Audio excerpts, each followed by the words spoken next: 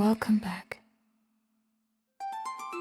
Today we're exploring a word that often feels heavy or restrictive: accountability.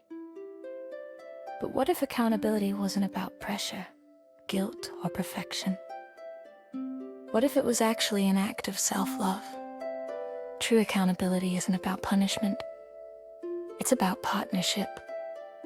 It's you keeping promises to your higher self. Let's take a deep breath and shift into that perspective together. Take a slow, grounding breath in through your nose. Now place one hand on your heart. Feel your heartbeat, steady, reliable, rhythmic. That's accountability in motion. It is your body showing up for you, moment after moment, without question. Accountability, when practiced consciously, isn't about control. It's about devotion. Here's the truth. Every time you follow through on what you said you'd do, even something small, you strengthen the bond between your current self and your future self. You're building self-trust, and self-trust is the foundation of alignment. So let's reframe accountability as a love language to yourself. Here's how to practice accountability as self-love. Step 1. Choose an aligned anchor.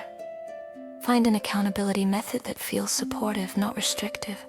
It could be a friend who holds space for your goals, a journal or planner that tracks your intentions, or a ritual, lighting a candle each night as you reflect on your progress.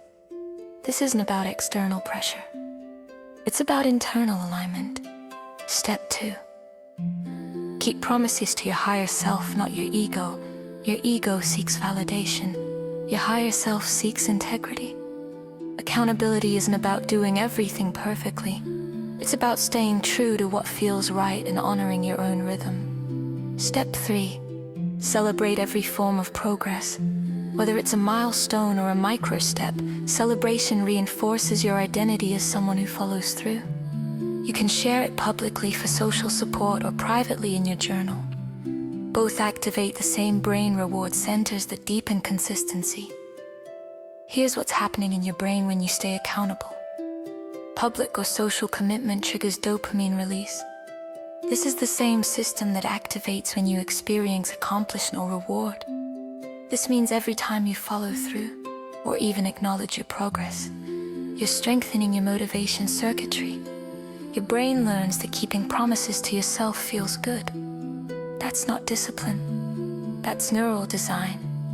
Let's anchor this in with a short reflection. Close your eyes. Take a deep breath in through your nose. Now imagine your higher self standing beside you, calm, supportive, wise. They're not judging you. They're gently holding you accountable to the version of you that you're becoming.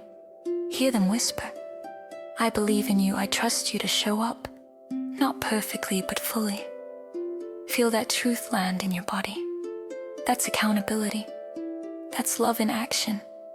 Here's your call to action for today. Create one accountability anchor that feels like love, not pressure. Maybe it's texting a friend your daily intention. Maybe it's a journal check-in before bed. Maybe it's a quiet promise to revisit your goals with compassion each Sunday.